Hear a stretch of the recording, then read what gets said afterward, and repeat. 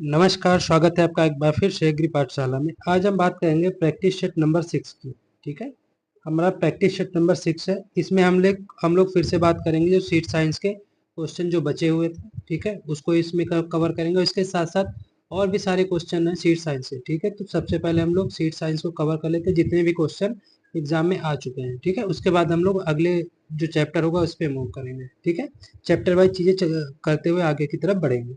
चलिए चलते हैं बिना देरी के पहले क्वेश्चन पे, जो कि आपका प्रैक्टिस सेट नंबर 6 का है। पहला क्वेश्चन कह रहा है बीज का छिलका छीलने में कौन सा उपयुक्त होता है। ये आपका क्वेश्चन यूपी पीजीटी 2013 में आ चुका है। बीज का जो छिलका होता है जिसे हम लोग कहते हैं सीड कोट, ठीक है, उसको हटाने में कौन कौन चीजें उपयुक्त हो सकती है। गर्म पानी हीट वाटर का यूज कर सकते हैं, एसिड का यूज कर सकते हैं, गर्म जो टेम्परेचर होता है उसका यूज कर सकते हैं, या इनमें से सब। तो इसका राइट आंसर होगा इनमें से सब। ठीक है, वाटर अगर हम हीट वाटर करके उसका छिलका उतार सकते हैं, साथ ही साथ एसिड के द्वारा भी छिलका उतारा जा सकता है, और उसके साथ गर्म तापमान के साथ भी छिलका उतारा जा सकता है। ठीक है, अगला क्वेश्चन हमारा क्वेश्चन नंबर 2। टेस्ट भार कितने बीजों का होता है। टेस्ट भार कितने बीजों का होता है। 100 बीजों का, 1000 बीजों का, 1,00,000 10,000 बीजों का, या 10 बीजों का। ये भी क्वेश्चन आपका यूपी पीजीटी 2013 में आया हुआ है। ठीक है, एक होता है हमारा टेस्ट वेट। टेस्ट वेट होता है, एक होता है हमारा सीड टेस्ट वेट, एक होता है हमारा सीड इंडेक्स। क्या होता है, एक हमारा होता है सीड इंडेक्स। क्या होता है, सीड इंडेक्स। ठीक है, जब सीड टेस्ट होता है तो सीड टेस्ट में हम क्या करते हैं, सीड टेस्ट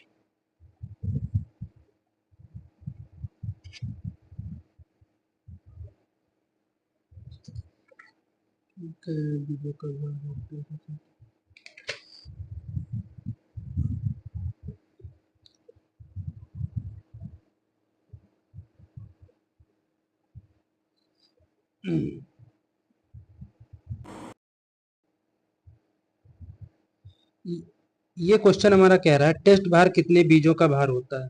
ठीक है, टेस्ट भार को हम लोग क्या बोलते हैं, टेस्ट वेट।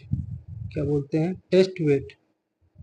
क्या बोलते हैं, टेस्ट वेट। ठीक है, टेस्ट वेट होता है जब हम 1000 सीड लेते हैं। ठीक है, 1000 सीड हमने एक क्रॉप से ले लिए, या जहाँ भी हमारा सीड रखा था 1000 ले लिए, उनका जब हम वेट करते हैं तो उसे ही हम लोग कहते हैं टेस्ट वेट, या सीड टेस्ट, या सीड भार कहते हैं। सीड टेस्ट या सीड भार कहते हैं। ठीक है, तो इसमें ऑप्शन है 100 बीजों का, 1000 बीजों का, 10,000 बीजों का, 10 बीजों का। तो इसका राइट आंसर 1000 बीजों का जो वेट होता है उसे हम लोग क्या कहते हैं, टेस्ट वेट कहते हैं, या बीजों का सीड टेस्ट वेट कहते हैं। ठीक है, और ये जो होता है छोटे बीजों का भार होता है। किसका होता है, छोटे बीजों का जो भार होता है, जैसे हमारा गेहूं हो गया। ठीक है, गेहूं के साथ धान हो गया, मक्का का क्या होता है, मक्का का टेस्ट वेट नहीं होता। इसमें 100 बीजों का भार लेते हैं मक्का में। जितने भी बड़े दाने वाली फसलें होती हैं उनमें 100 जो सीड होते हैं उनका भार लेते हैं। जितने छोटे दाने वाली फसलें होती हैं उनमें 1000 बीजों का भार लेते हैं। ठीक है, तो ये भी क्वेश्चन आपका यूपी पीजीटी 2013 में आया हुआ है। अगला क्वेश्चन हमारा क्वेश्चन नंबर 3, यूपी पीजीटी 2013 का क्वेश्चन है टेट्राजोलियम क्लोराइड किससे संबंधित है। सफाई से, ओज से, जमाव से, या इनमें से कोई नहीं। तो इसका राइट आंसर ओज हो जाएगा। ओज का मतलब होता है वीगर। ठीक, उसका, या इसे वाइबिलिटी बोलते हैं। वाइबिलिटी बोलते हैं, हिंदी में इसे क्या बोलते हैं, जीविता बोलते हैं। ठीक है, क्या बोलते हैं, इसे जीविता बोलते हैं। ठीक है, और ये जो टेस्ट होता है इसको हम लोग बोलते हैं क्विक। अगर आपके क्वेश्चन में जाए क्विक जर्मिनेशन टेस्ट किसे कहते हैं, या ये क्यों किया किया जाता है, तो ये किसके लिए किया जाता है, ये वीगर के लिए, ओज के लिए, या वाइबिलिटी के लिए किया जाता है। ठीक है, अगला क्वेश्चन हमारा question number 4, certification is not required for which seed. मतलब ये कहा जा रहा है किस बीज के लिए प्रमाणीकरण आवश्यक नहीं होता है। यूपी टीजीटी 2011 का क्वेश्चन है, किस बीज के लिए प्रमाणीकरण जो है आवश्यक नहीं होता। आपके पास ऑप्शन है breeder seed, certified seed, foundation seed, registered seed. तो जो ब्रीडर सीड होता है इसके लिए प्रमाणीकरण की आवश्यकता नहीं होती, क्योंकि ये सबसे इनिशियल स्टेज में बनता है। सबसे पहला सीड कौन बनता है, ब्रीडर सीड। तो इसके लिए कोई भी टैग या कोई भी प्रमाणीकृत चीजों की आवश्यकता नहीं होती। बाकी जो फिर उसके बाद क्या बनता है, फाउंडेशन के बनेगा, फाउंडेशन के बाद रजिस्टर बनेगा, रजिस्टर के बाद क्या बनेगा, सर्टिफाइड बनेगा। तो इन जो बाद में सीट बनते हैं उनके लिए प्रमाणीकरण की आवश्यकता, सर्टिफिकेशन की आवश्यकता होती, लेकिन ब्रीडर के लिए सर्टिफिकेशन की आवश्यकता नहीं होती। ठीक है। अगला क्वेश्चन नंबर 5 क्या कह रहा है, for which crop physical purity of 95% is permissible for the foundation certified seed. किस फसल के लिए जो आधारी बीज होता है और प्रमाणित बीज होता है उसकी भौतिक शुद्धता 95% मानी जाती है या 95% तक मान्य हो सकती है। Soybean, groundnut, spinach, carat.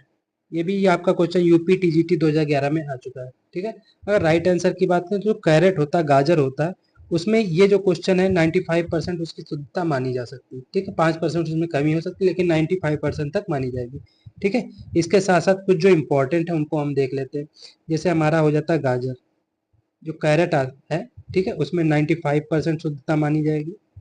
ठीक है।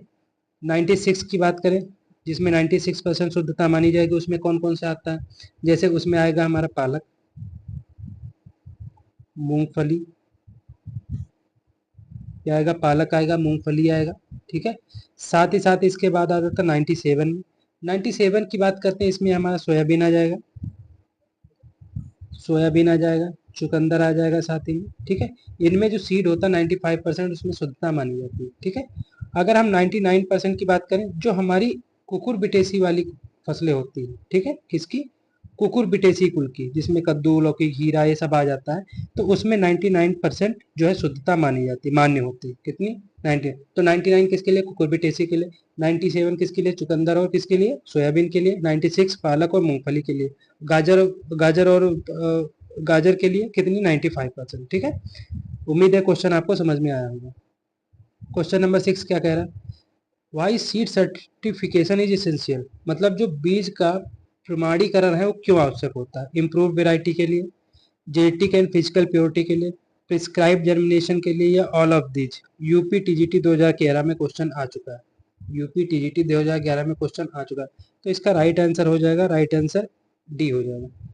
उन्नतशील बीज होंगे तब भी उससे सर्टिफिकेट मिला होगा, जो उसकी कंडीशन होती है प्योर है या जेनेटिक फिजिकल प्योर है, जेनेटिक प्योर है, ये इसके लिए भी क्या होता है, सर्टिफिकेशन मिलता है।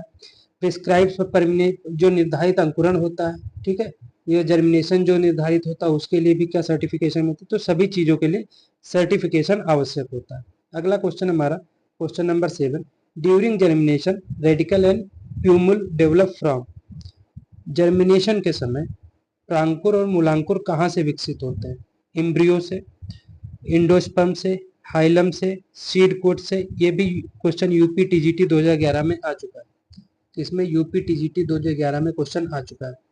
तो ये जो होता है इंडोस्पर्म से बनता है, भ्रूण पोष से प्रांकुर भी बनते हैं और मूलांकुर भी बनते हैं। क्या, प्रांकुर भी बनते हैं और मूलांकुर भी बनते हैं। प्रांकुर या जो ऊपर जमीन जमीन से ऊपर की तरफ, और मूलांकुर मूल का अंत मतलब होता है, तोड़ दीजिए शब्द को, मूल का मतलब होता है रूट, और उसके जो अंकुर होते हैं, अंकुर रूट का मतलब जो भाग उसके निकलते हैं उससे क्या कहते हैं, अंकुर कहते हैं। ठीक है। जो जड़ के भाग निकलते हैं और जो ऊपर तने के भाग निकलते हैं, इन दोनों का निकलना का किससे होता है, एंडोस्पर्म से या भ्रूणपोष से होता है। ठीक है। अगला क्वेश्चन है question number 8, in which type of plant tap root is found. मूसला जड़ किस प्रकार के पौधे में पाई जाती है, एक बीजपत्री में, द्विबीजपत्री में, दोनों में, या इनमें से कोई नहीं, दोनों में या इनमें से कोई नहीं।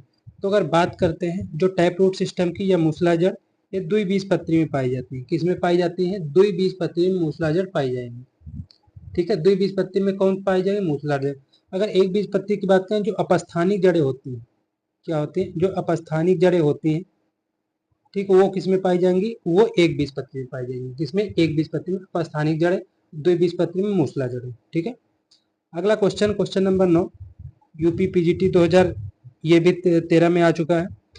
Secondary growth is mostly found in which plant. जो द्वितीय वृद्धि होती है अधिकतर किन पौधों में दिखाई देती है, प्राप्त होती है, एक बीजपत्री में, द्विबीजपत्री में, दोनों में, या ब्रायोफाइट पौधों में।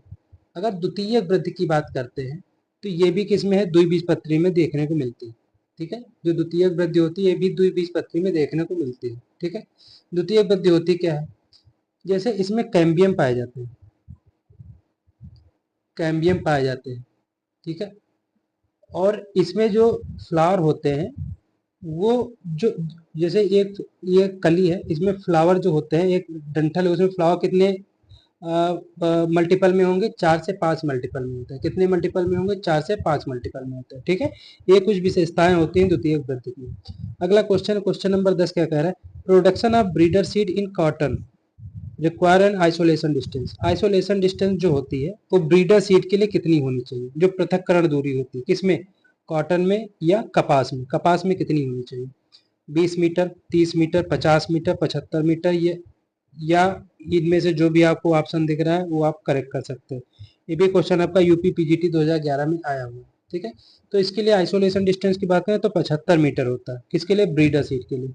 कितना होता है, 75 मीटर होता है। किसके लिए, ब्रीडर सीट के लिए। ठीक है, अगला क्वेश्चन है, क्वेश्चन नंबर 11 क्या कह रहा है, when physiological change takes place seeds, बीजों में भौतिक परिवर्तन कब होता है। ठीक है, मतलब जो फिजियोलॉजिकल चेंज होता है किसमें, सीड्स में, वो कब होता है, at the time of sowing, बुआई के समय, at the time of seed storage, मतलब जब भंडारित करते हैं बीज उसके समय, at the time of oxygen supply, जब ऑक्सीजन उसे देते हैं, या at the time of sowing and storage. क्या फिजियोलॉजिकल चेंज कब होता है।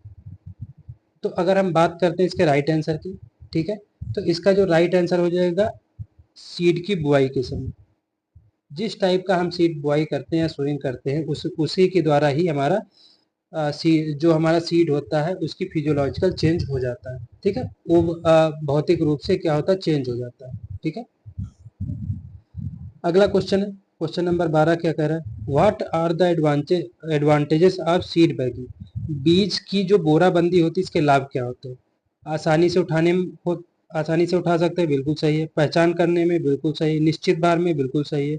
सारे के सारे ऑप्शन क्या है, सही है। ये भी क्वेश्चन आपका यूपी पीजीटी 2013 में आया हुआ है। इसमें यूपी पीजीटी 2013 में आया हुआ है। ठीक है, अगला क्वेश्चन, क्वेश्चन नंबर 13 क्या कह रहा है, हाँ अगला क्वेश्चन, क्वेश्चन नंबर 13 क्या कह रहा है, dry seeds when placed in water swelled up due to, मतलब जो हमारे सूखे बीज होते हैं वो अगर हम पानी में डालते हैं तो क्या होते हैं, फूल जाते हैं। वो किस कारण होता है, एब्जॉर्प्शन, वो अवशोषण के कारण होता है, विगलन डिफ्यूजन, विगलन के कारण कारण होता है, एब्जॉर्प्शन के कारण होता है, या इम्बिबिशन के कारण होता है। ये भी क्वेश्चन आपका यूपी पीजीटी 2011 में आया हुआ है। ठीक है, तो अगर राइट आंसर की बात करें तो ये एब्जॉर्प्शन के कारण होता है। मतलब जब पानी, ये जो हमारा जैसे पॉट होता है, ठीक है, इनमें हम मान लो हल्का सा सीड डाल देते हैं, पिचका हुआ है, और जब मॉर्निंग में या कुछ समय बाद देखते हैं तो बीज क्या होता है, फूल जाता है। क्यों, क्योंकि ये जो पानी एब्जॉर्ब कर लेता है, क्या कर लेता है, पानी एब्जॉर्ब कर लेता है, और धीरे धीरे क्या होता है, पानी अंदर पहुंचते ही इसका आकार क्या होता है, एक बड़ा आकार लेने लगता है। इसलिए इसे देखते हैं कि ये थोड़ा फूला हुआ दिखाई देता है। ठीक है, अगला question, question number 14, in mature seed the persistent outer layer of nucleus is called, जो परिपक्व बीज होता है उसमें केंद्रक के परसिस्टेंट की जो बाहरी परत को हम लोग क्या कहते हैं, जो केंद्रक होता है उसकी बाहरी परत को हम लोग क्या कहते हैं, किसमें, परिपक्व सीड में या मेच्योर सीड में, पेरिस्पर्म, क्रोनकल या मुसांकुर जिसे बोलते हैं, या इंडोस्टोमिक या इंडोथीलियम। ये भी क्वेश्चन है यूपी पीजीटी 2011 में आया हुआ, उसे बोलते हैं पेरिस्पर्म। क्या बोलते हैं उसे, हम लोग बोलते हैं पेरिस्पर्म। ठीक है, जो उसका न्यूक्लियस होता है केंद्रक, उसके चारों तरफ की जो परत होती है, ठीक है, आउटर लेयर होती है, इसे हम बोलते हैं पेरिस्पर्म। अगला क्वेश्चन है, ताप लहर से क्या, जो ताप लहर होती है उससे क्या होता है, फसल के बीज का अंकुरण होता है, परागण होता है, पौधों में प्रकाश संश्लेषण होता है, या पौधों की जड़ों की वृद्धि एवं क्रियाशीलता होती है। अगर हम ताप लहर, या ताप लहर को इंग्लिश में हम बोलते हैं हीट वेव, हीट वेव से क्या होता है, तो हीट वेव से अगर राइट आंसर की बात करें तो फसल के बीज का अंकुरण होता है। ठीक है, फसल के जो हमारा क्रॉप होती है उसका जो सीड होता है उसमें क्या होता है, उसमें जर्मिनेशन होता है, किसके कारण, हीट वेव के कारण, किसके कारण, हीट वेव के कारण।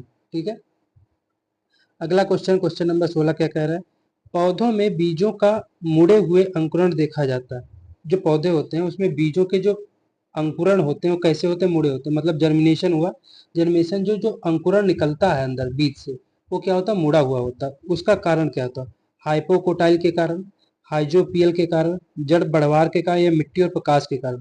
ये भी क्वेश्चन यूपी टीजीटी 2010 में आया हुआ है। ठीक है, तो अगर राइट आंसर की बात करें तो इसका राइट आंसर होगा हाइपोजियल के कारण।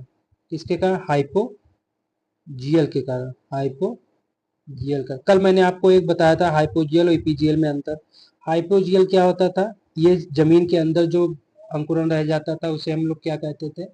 उसे हम लोग कहते थे इपीजियल। तो जो सॉरी हाइपोजियल कहते हैं, जो जमीन के ऊपर निकल जाता है उसे इपीजियल कहते हैं। ठीक है, अगला क्वेश्चन है क्वेश्चन नंबर 17। जैव क्षति क्या होती है? जैव क्षति किसे कहते हैं?